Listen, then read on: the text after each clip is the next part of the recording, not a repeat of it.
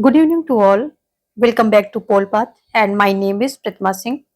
आप आईआर पढ़ रहे हैं और पिछले कुछ सेशन में आईआर में हमने नौ यथार्थवाद पर चर्चा की और उसके बाद आईपी में उदारवादी दृष्टिकोण पर और उसके स्वरूपों पर चर्चा कर ली है। आज हम मार्टिन कापलान का व्यवस्था सिद्धांत देखेंगे। जो सिस्टम अप्रोच दिया है किसने? कापलान ने। इसकी चर्चा करेंगे। और मार्टिन कापलान का व्यवस्था सिद्धांत यानी कि जो सिस्टम अप्रोच है इनका, ये राजनीति विज्ञान में व्यवहारवादी क्रांति की देन मानी जाती है। आईपी के क्षेत्र में व्यवस्था सिद्धांत पर विविध विचारकों का दृष्टिकोण प्राप्त होता है, लेकिन जो मार्टिन कापलान है इनका प्रभाव सर्वाधिक है। इनका जो व्यवस्था सिद्धांत दिया गया है ये सर्वाधिक प्रभावशाली माना जाता है।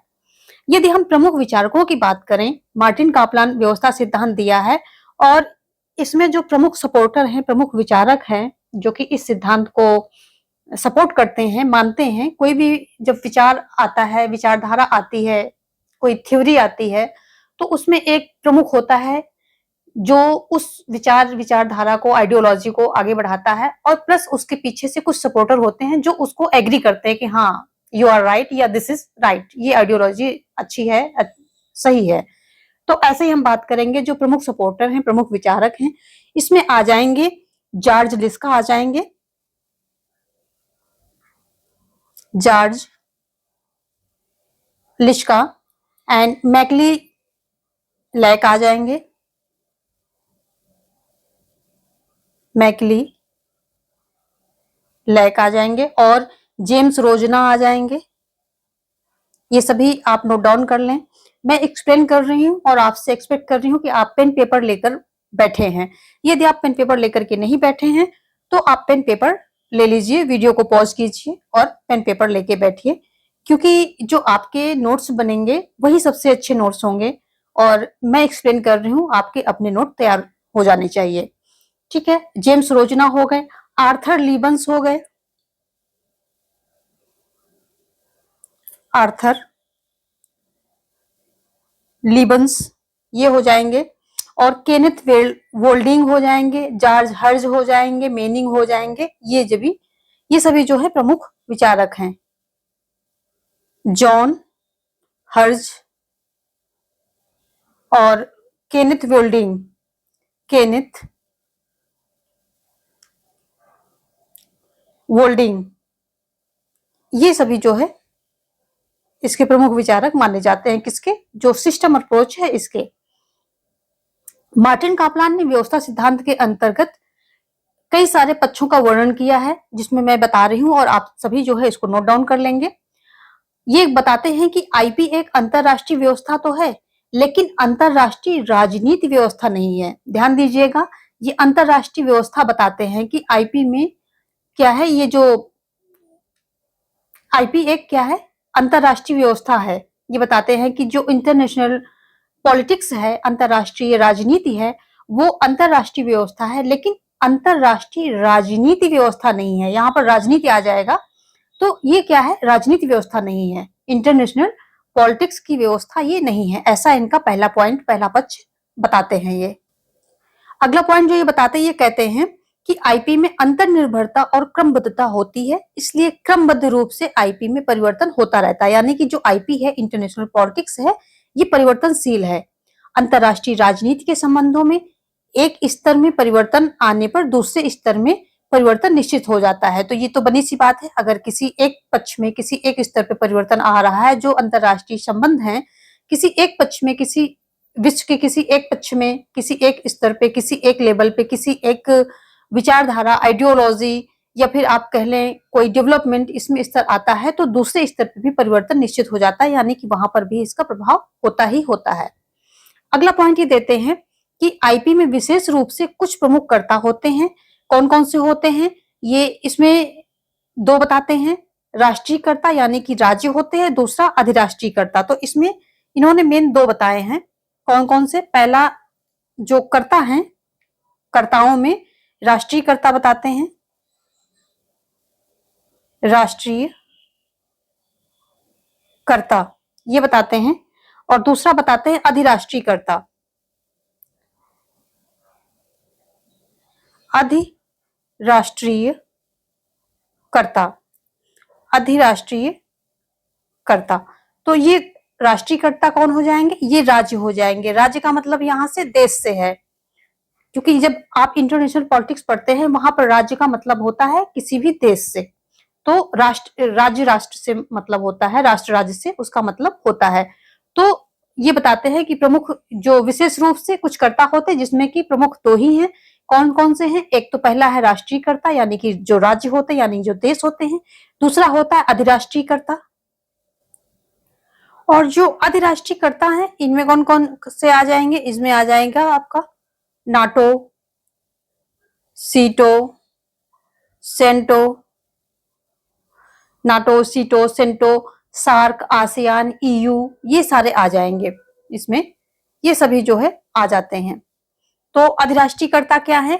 जो गैर राज्येतर होते हैं वो आ जाते हैं और राज्य में देश आ जाते हैं। तो ये मुख्य दो प्रकार के कर्ताओं के इन्होंने वर्णन किया है। देखो, इन्होंने यहाँ पर बताया तो है कि दो कार्यकर्ता प्रमुख हैं, लेकिन जो मेन है कापलान के अनुसार आईपी के मुख्य कर्ता राज्य हैं। तो ये कौन हो गए? जो राज्य हैं, यानी कि जो राष्ट्रीय कर्ता हैं, ये मुख्य हो जाएंगे। इसका आप ध्यान रखेंगे, ये मुख्य कर्ता हैं। ये जो आईपी में मुख्य कर्ता कौन है? राज्य हैं, क्योंकि इनके माध्यम से अंतरराष्ट्रीय स्तर पर प्रभावी कार्यवाही होती है। ऐसा कापलान बता रहे हैं कि इनके माध्यम से ही अंतरराष्ट्रीय स्तर पर प्रभावी कार्यवाही होती है।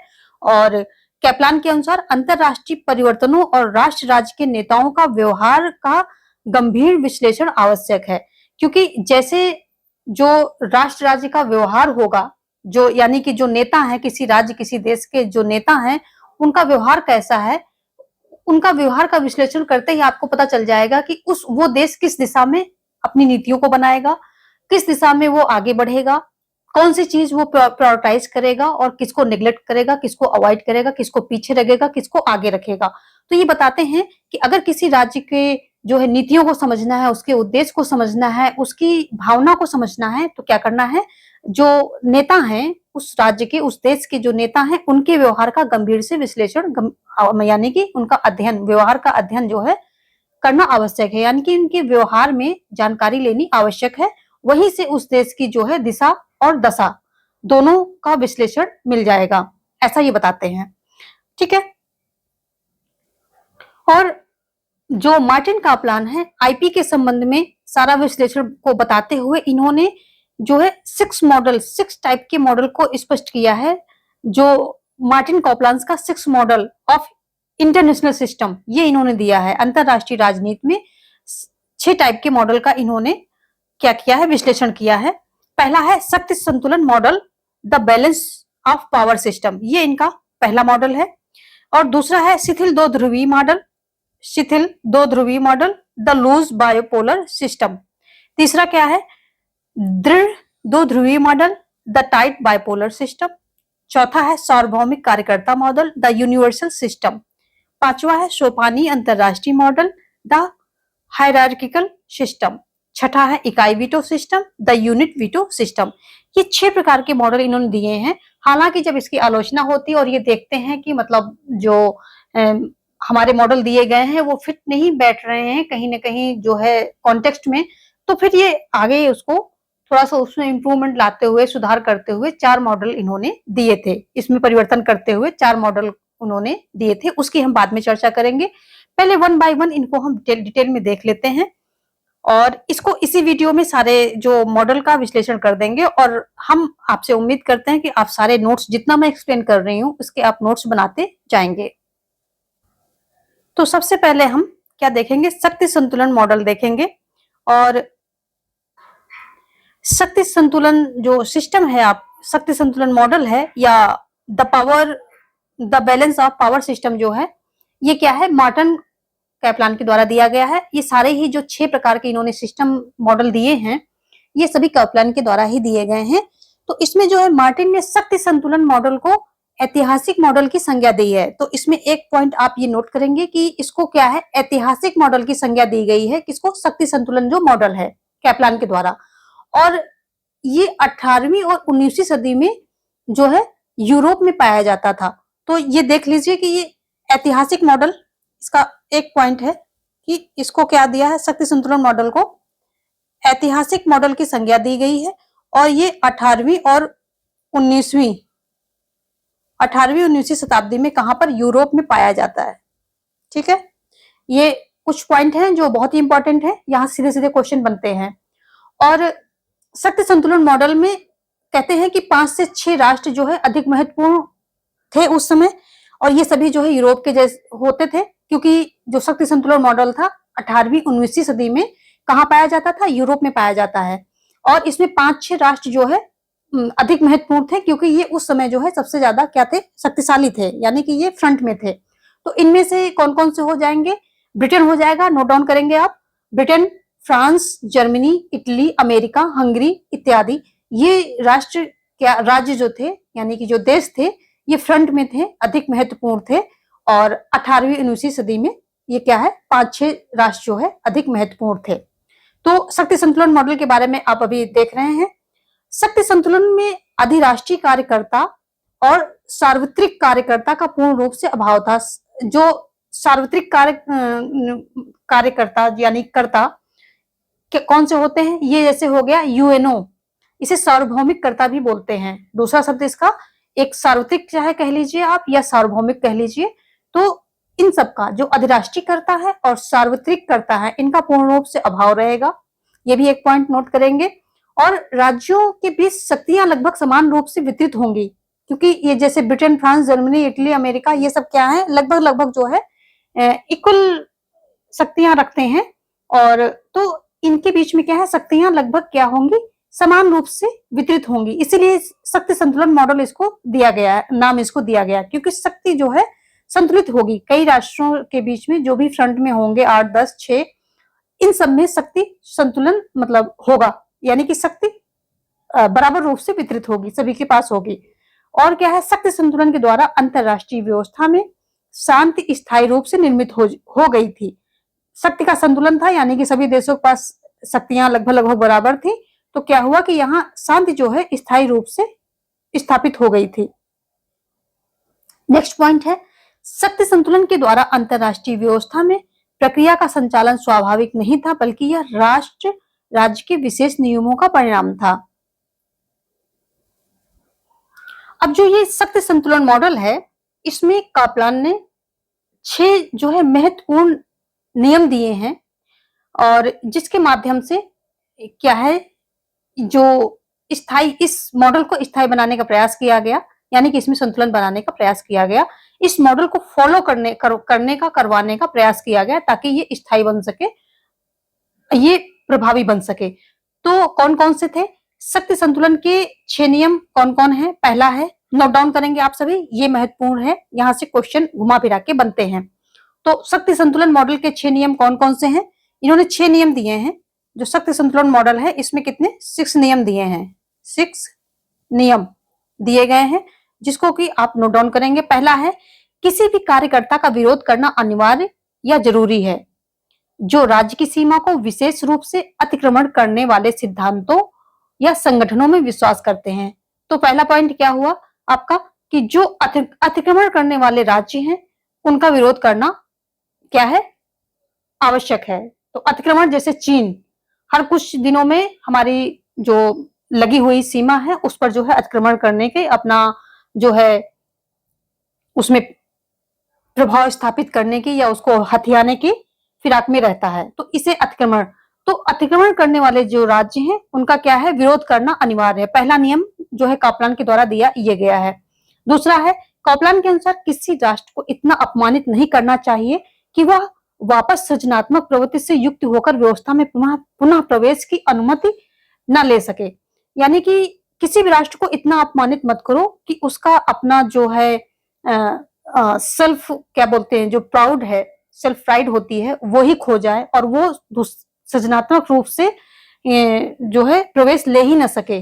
जो एक ये विश्वमंडल है या अंतरराष्ट्रीय व्यवस्था में दोबारा प्रवेश ले ही न सके, इतना वो अपमानित हो जाए अपने आप को, इतना फिर वो क्या होता है, अपमानित होने के बाद अलग थलग अपने आप को महसूस करते हैं, जैसे कि जर्मनी के साथ हुआ था।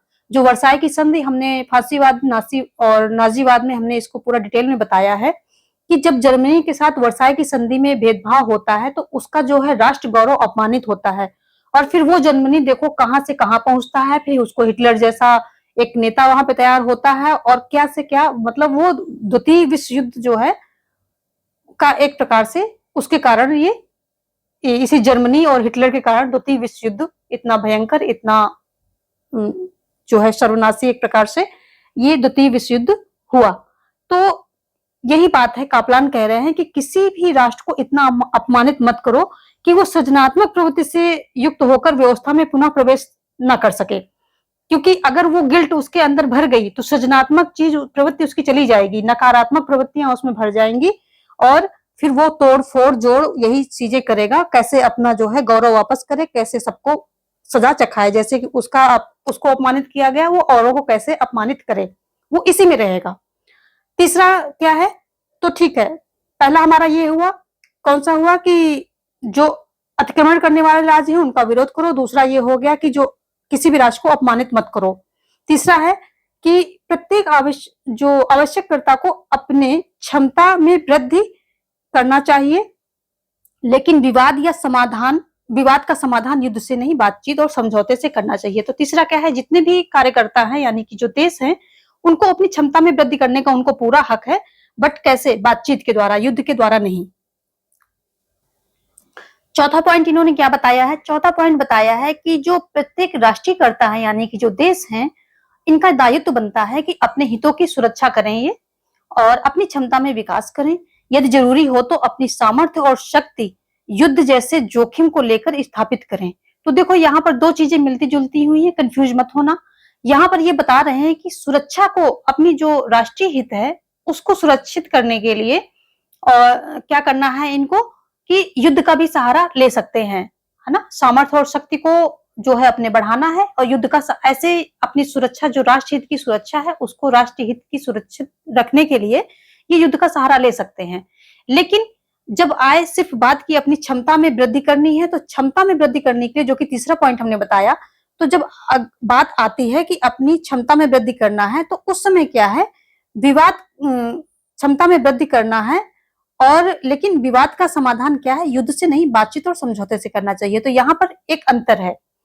तीसरा पॉइंट है कि क्षमता में जो है विकास करना है, बट कैसे करना है, शांतिपूर्ण तरीके से करना है, और युद्ध से नहीं बातचीत से करना है। लेकिन जहां राष्ट्रीय हितों की सुरक्षा की बात आ जाए वहां आप युद्ध का भी सहारा ले सकते हैं। तो तीसरा चौथा मिलता जुलता है, बट हमने इसका जो है एक फाइन डिफरेंस था वो मैंने क्लियर कर दिया है।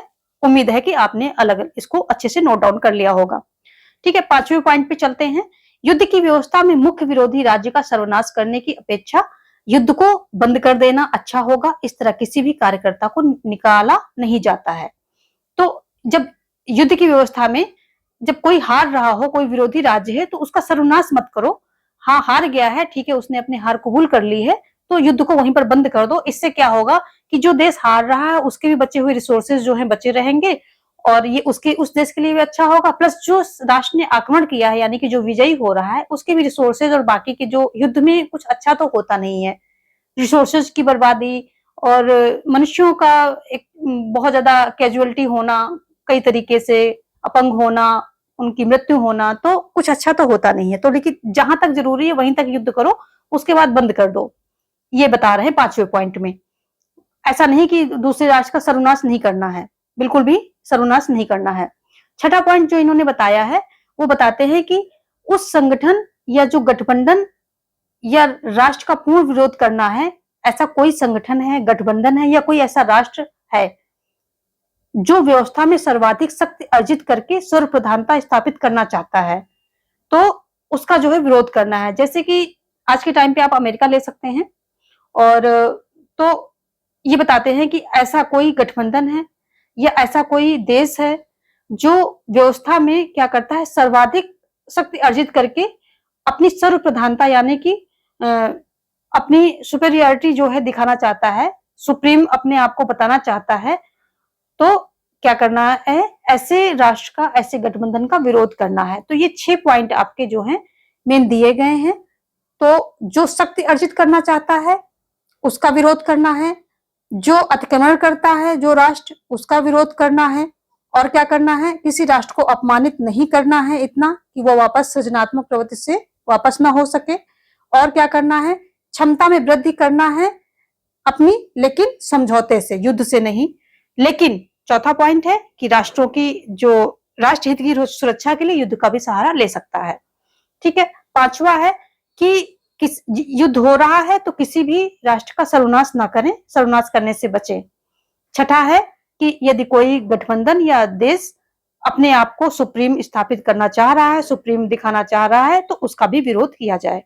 तो ये 6 प्रकार के इनके मेन कॉन्सेप्ट है, वो आप ध्यान देंगे और नोट डाउन कर लेंगे। इनको पूरा मैंने फुल बता दिया है और इन शॉर्ट में भी बता दिया, तो आप इन शॉर्ट में भी लिख सकते हैं। नेक्स्ट देखेंगे हम शिथिल दो ध्रुवीय मॉडल, या फिर जिसको इंग्लिश में बोलते हैं द लूज बायपोलर सिस्टम। ये सेकेंड आपका मॉडल है, शिथिल दो ध्रुवीय मॉडल। शिथिल दो ध्रुवीय मॉडल का मतलब क्या होता है? इसका मतलब सीधा सीधा यही होता है कि विश्व दो ध्रुवों में विभाजित हो जाएगा, या दो शक्ति के जो है गुट बन जाएंगे, दो शक्ति के गुट बन जाएंगे, जिसमें कि एक राष्ट्र जो है उन सब एक राष्ट्र नेतृत्व करेगा और बाकी के जो राज्य हैं उसके नेतृत्व में रहेंगे। तो एक राष्ट्र जो है नेतृत्व करेगा सभी राष्ट्रों का, और बाकी के राष्ट्र उसके खेमे में जाकर के जुड़ जाएंगे उससे। तो ये क्या हुआ, शक्ति दो गुटों में विभाजित हो जाती है और राष्ट्र भी जो जिसको पसंद होता है उसमें जाकर के जुड़ जाता है। जैसे कि यूएसएसआर और अमेरिका के संबंध में आपने देखा ही है कि शक्ति कैसे जो है दो ध्रुवों में विभाजित हो गई थी, और राज्य भी जो राज्य जिसको यूएसएसआर को पसंद कर रहे थे वो यूएसएसआर को ज्वाइन कर रहे थे, और जो अमेरिका को पसंद कर रहे थे वो देश अमेरिका को ज्वाइन कर रहे थे। इस प्रकार से पूरा विश्व लगभग जो है दो गुटों में विभाजित हो गया था। लेकिन वहां पर कुछ तटस्थ राज्य थे, जैसे कि गुट निरपेक्ष एक आंदोलन चला था नाम करके, तो उसमें कुछ तटस्थ राष्ट्र भी थे। इस पर भी हम चर्चा करेंगे। तो इसको देखते हैं इस तरह से हम कि जो शक्ति संतुलन मॉडल है इसको दो भागों में विभाजित किया गया है। कौन कौन से? एक तो पहला है शिथिल दो ध्रुवीय मॉडल और दूसरा कठोर। शिथिल दो ध्रुवीय मॉडल को दो भागों में विभाजित किया गया है। पहला है कौन सा?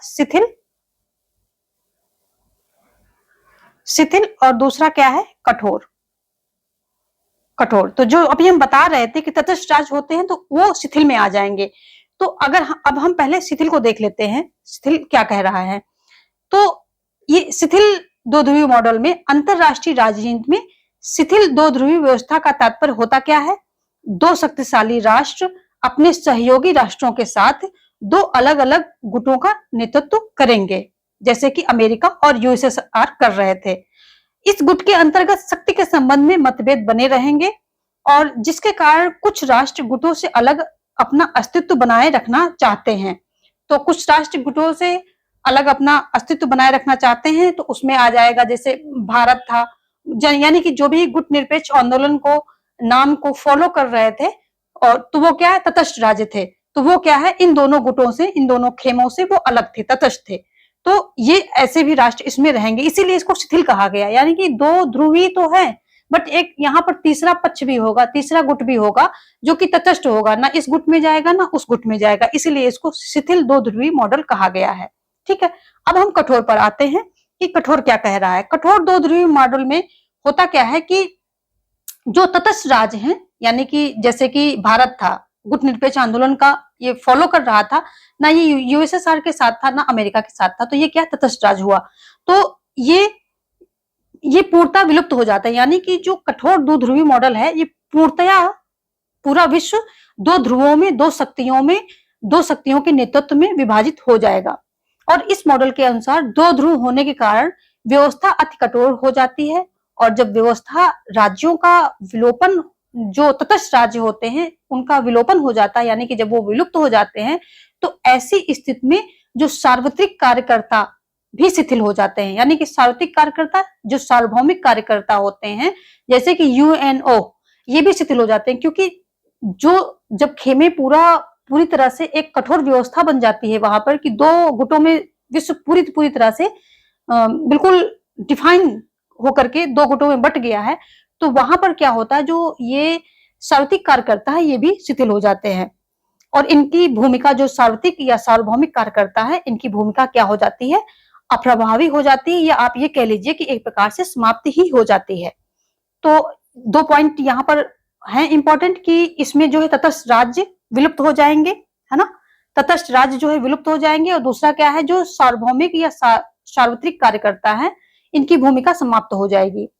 और कठोर द्विध्रुवी मॉडल क्या होता है कि प्रत्येक ग्रुप सोपानी रूप से संगठित होते हैं और अपने अपने नेतृत्व में अन्य राष्ट्रों को संगठित करते रहते हैं। तो अपने अपने नेतृत्व में जो भी राष्ट्र होते हैं उनको संगठित करते रहते हैं, यानी कि अपने खेमे में राष्ट्रों को, ज्यादा से ज्यादा राष्ट्रों को खींचने की कोशिश करते हैं। और ये विचारधारा भी जो दो ध्रुव, कठोर दो ध्रुव, ये लंबे समय तक अस्तित्व में नहीं रह पाती, क्योंकि इनमें भी कई प्रकार के तनाव उत्पन्न हो जाते हैं। जैसे कि जो राष्ट्र उसके पक्ष में चले जाते हैं, किसी एक गुट के पक्ष में चले जाते हैं, तो एक प्रकार से जो डोमिनेंट करता है, नेतृत्व करने वाला राज्य, तो कभी कभी उसकी पॉलिसी या उसके रिस्ट्रिक्शन या उसका जो है प्लान, नीतियां, वो सब पसंद नहीं करते हैं। तो वहां पर भी मतभेद उत्पन्न होने लगते हैं लॉन्ग टाइम में, लंबे समय में। तो यहाँ पर जो ये दृढ़ ध्रुवी मॉडल है, ये कठोर का जो ये दूसरी सेकंड हेडिंग है वो यहाँ पर आ जाएगी। दृढ़ ध्रुवी मॉडल यानी कि जो कठोर मॉडल है, दो ध्रुवी मॉडल है, वो यहाँ पर आ जाएगी। उसको मैंने एक साथ ही दोनों को एक्सप्लेन कर दिया है, यानी कि दूसरा और तीसरा, शिथिल दो ध्रुवी मॉडल और कठोर दो ध्रुवी मॉडल। शिथिल में वही है कि यहाँ पर जो है दो ध्रुव तो होंगे, दो जो विश्व है दो शक्तियों में विभाजित होगा, दो राष्ट्र होंगे जो गुटों, अपने अपने गुटों का नेतृत्व करेंगे। लेकिन होगा क्या, यहाँ पर तटस्थ राज्य भी होंगे साथ में, जो तटस्थ राज्य हैं वो भी होंगे, जैसे कि नाम गुट निरपेक्ष आंदोलन के जो फॉलोवर थे वो हो जाएंगे, ठीक है। और जो कठोर में है, दृढ़ ध्रुवी मॉडल यानी कठोर है, इसमें क्या है, तटस्थ राज्य का विलोपन हो जाएगा, यानी कि ये तटस्थ राज्य यहाँ पर नहीं होंगे। विश्व पूरी तरह से कठोर रूप से बिल्कुल डिफाइन तरीके से दो ध्रुवों में विभाजित हो जाएगा। और यहाँ पर जो ये सार्वत्रिक कार्यकर्ता है, यानी कि जो सार्वभौमिक कार्यकर्ता है, यूएनओ वगैरह, ये भी शिथिल हो जाएंगे, अप्रभावी हो जाएंगे या फिर समाप्त हो जाते हैं, इनका प्रभाव जो है समाप्त हो जाता है, ठीक है। और कठोर दो ध्रुव व्यवस्था में लॉन्ग टाइम में क्या होता है कि इनके यहाँ पर भी जो है थोड़ा सा क्या हो जाता है, मनमुटाव और कई प्रकार के तनाव उत्पन्न हो जाते हैं। तो ये हो गई शिथिल दो ध्रुवी व्यवस्था और कठोर दो ध्रुवी व्यवस्था। अब हम अगला देखेंगे सार्वभौमिक कार्यकर्ता मॉडल। तो सार्वभौमिक कार्यकर्ता मॉडल, इसको सार्वत्रिक भी बोलते हैं, सार्वत्रिक कार्यकर्ता मॉडल। कैप्लान के अनुसार जो सार्वत्रिक कार्यकर्ता मॉडल में राष्ट्रीय हितों को अंतरराष्ट्रीय हितों के समक्ष गौण माना जाता है। तो समझ रहे हैं, यहाँ पर राष्ट्रीय हित उतने महत्वपूर्ण नहीं होंगे जितने कि अंतरराष्ट्रीय हित महत्वपूर्ण हो जाएंगे। अंतरराष्ट्रीय यानी कि जो पूरे विश्व का हित होगा वो महत्वपूर्ण हो जाएगा और जो राष्ट्र का हित होगा वो गौण हो जाएगा। हालांकि जो है राष्ट्रीय हित गौण हो जाएंगे, अंतरराष्ट्रीय हितों की अपेक्षा राष्ट्रीय हित यानी किसी देश का हित, पर्टिकुलर इंडिविजुअल जो किसी देश का हित है वो गौण हो जाएगा। इसके बाद भी यहाँ पर क्या होगा कि जो ये राज्य होंगे इनका क्या होगा कि इनका अपना जो है अस्तित्व बना रहेगा। तो यहाँ पर जितने राष्ट्र राज्य होंगे यानी कि जो भी देश होंगे वो सार्वभौमिक यानी कि सार्वत्रिक कार्यकर्ता के अधीन होंगे। जो यूनिवर्सल सिस्टम होगा, जो यूनिवर्सल व्यवस्था होगी उसके अधीन होंगे। इसके बाद भी राष्ट्र राज्य होंगे, जो देश होंगे, कंट्रीज होंगी, ये इनका स्वतंत्र अस्तित्व बना रहेगा। तो ये दूसरा पॉइंट है। सबसे पहला पॉइंट आपका होगा कि राष्ट्रीय हित इसमें गौण हो जाएंगे, अंतरराष्ट्रीय हितों के समक्ष गौण हो जाएंगे। दूसरा पॉइंट है कि ये जो राष्ट्र राज्य है ये सार्वत्रिक कार्यकर्ता के अधीन होंगे, लेकिन फिर भी इनका स्वतंत्र अस्तित्व बना रहेगा। तीसरा पॉइंट है कि जो सार्वत्रिक कार्यकर्ता अत्यधिक शक्तिशाली होंगे, जिसके माध्यम से राजनीतिक, विधायी एवं आर्थिक नियमों का निर्माण होगा। ध्यान देने की बात है। तो क्या है, सार्वत्रिक कार्यकर्ता इसमें बहुत प्रभावशाली होंगे, तभी तो जो अंतरराष्ट्रीय हित होंगे वो क्या हो जाएंगे, महत्वपूर्ण हो जाएंगे राष्ट्रीय हितों के सामने, ठीक है।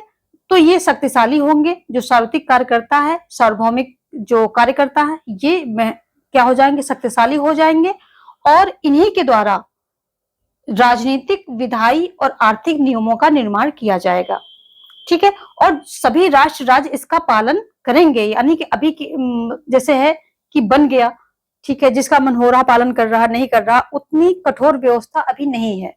यहाँ पर उतनी अच्छी व्यवस्था नहीं है। लेकिन जो सार्वभौमिक कार्यकर्ता मॉडल जो कापलान के द्वारा दिया गया है, अगर ये मॉडल पूरी तरह से फॉलो होता है तो इसमें क्या होगा कि जो भी राजनीतिक, विधायी और आर्थिक नियम बना दिए जाएंगे सार्वभौमिक कार्यकर्ता या यूनिवर्सल मॉडल के द्वारा, वो सभी राज्य यानी कि जितने भी देश हैं उनको उसका पालन करना ही करना पड़ेगा। यहाँ पर कोई ऑप्शन नहीं रहेगा, इच्छा की बात नहीं रहेगी।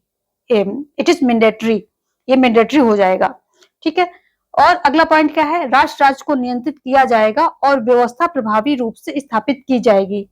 इस मॉडल के अंतर्गत जो ये सार्वत्रिक कार्यकर्ता है, राष्ट्र राज्य और व्यक्तियों को पुरस्कार देगा, यानी कि जो अच्छे काम करेंगे उनको पुरस्कार दिया जाएगा, और जो अच्छे काम नहीं करेंगे, उनके अनुकूल नहीं चलेंगे, उनको पुरस्कार नहीं दिया जाएगा, हो सकता है कि उनको दंडित भी किया जाए, ठीक है। तो इसमें क्या है, सार्वत्रिक कार्यकर्ता यानी कि सार्वभौमिक यूनिवर्सल सिस्टम जो है, इसकी एक अहम भूमिका हो जाएगी।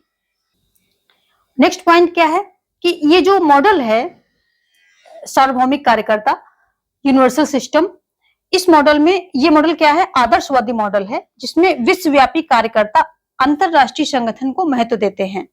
तो इसमें अंतरराष्ट्रीय जो भी संगठन होंगे उनको महत्व दिया जाएगा। और ये कैसा है, क्वेश्चन सीधा सीधा आता है कि कैसा मॉडल है, तो ये आदर्शवादी मॉडल है। नेक्स्ट क्या है कि जो विश्वव्यापी अंतरराष्ट्रीय ढांचा होगा, इसके अंतर्गत सभी राष्ट्र जो हैं अपने हितों को सिद्ध करने की कोशिश करेंगे, यानी कि अपने हितों को फुलफिल करने की कोशिश ये करते रहेंगे, लेकिन शांतिपूर्ण तरीके से, शांतिपूर्ण साधन का प्रयोग करके। ऐसे नहीं कि लड़ाई झगड़ा और मतलब युद्ध करके, नहीं, शांतिपूर्ण तरीके से सभी राष्ट्र अपने हितों की जो फुलफिलमेंट के लिए कोशिश करते रहेंगे। नेक्स्ट हमारा क्या है, सोपानी कार्यकर्ता मॉडल। तो यहाँ पर हमने सार्वभौमिक देख लिया है, अब हम देखेंगे सोपानी अंतरराष्ट्रीय मॉडल, द हायरार्किकल सिस्टम, इस पर हम बात करेंगे। यह मॉडल भी किसके, कैपलान के द्वारा दिया गया है, सारे कैपलान के द्वारा ही दिए गए हैं। और ये काल्पनिक मॉडल है, जो सोपानी कार्यकर्ता मॉडल है, ये काल्पनिक मॉडल है। इस मॉडल के अंतर्गत एक महाशक्ति के द्वारा विश्व के समूचे राष्ट्रों पर नियंत्रण स्थापित हो जाएगा और व्यवहारिक रूप से यह एक ध्रुवीय व्यवस्था में परिवर्तित हो जाएगा।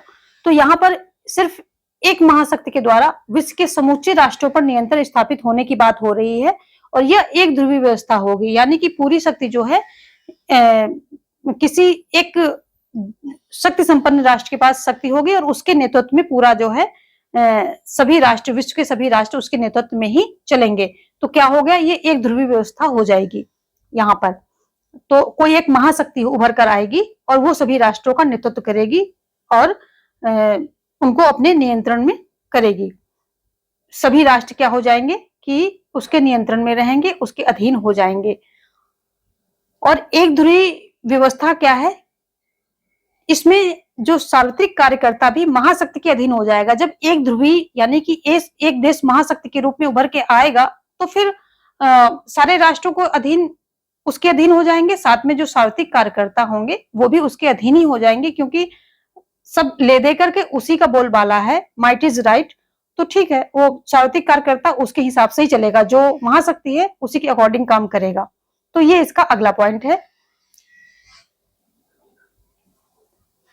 इसका नेक्स्ट पॉइंट है कि जो एक ध्रुवीय व्यवस्था होगी उसमें संयुक्त राष्ट्र संघ यानी कि जो यूएनओ है, ये अन्य राज्यों को नियंत्रण में कर लेता है, यानी कि जो भी राष्ट्र होते हैं सभी विश्व के सभी राष्ट्रों को नियंत्रण कर लेता है, एक्सेप्ट दैट, सिर्फ उसको छोड़कर, किसको, जो महाशक्ति है सबसे शक्तिशाली राज्य को नियंत्रण में नहीं कर पाता है, क्योंकि वो महाशक्ति है।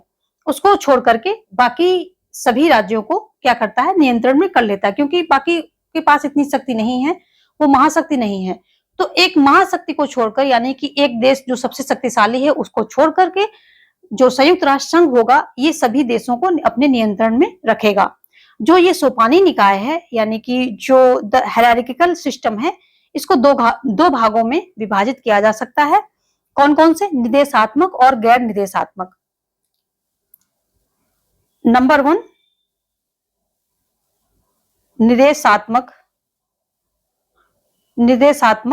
और 2 हो जाएगा गैर निदेशात्मक।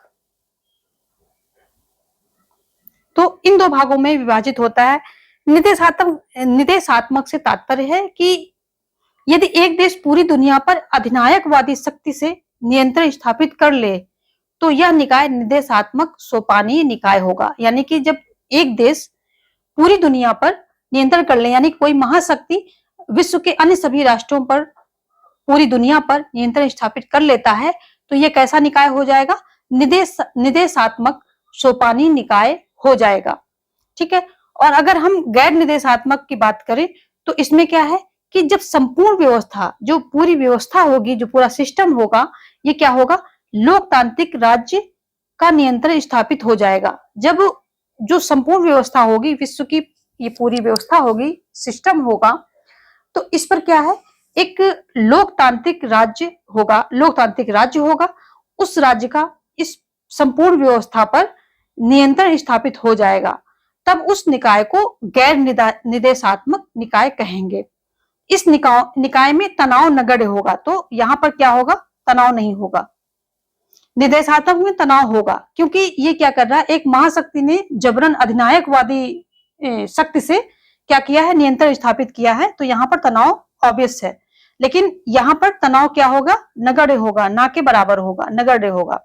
क्यों होगा नगण्य? क्योंकि एक लोकतांत्रिक राज्य है, उसने नियंत्रण स्थापित किया है। तो जब लोकतांत्रिक राज्य ने नियंत्रण स्थापित किया है तो वो लोकतांत्रिक तरीके से ही काम करेगा। सबको पूरी फ्रीडम होगी, सबके विचार सुने जाएंगे, सबकी नीतियों को जो है फॉलो किया जाएगा, सबके जो है सुझाव लिए जाएंगे, उसके बाद जो है नीतियां बनाई जाएंगी, उसके बाद सारा सिस्टम बनाया जाएगा। तो यहाँ पर तनाव नहीं होगा।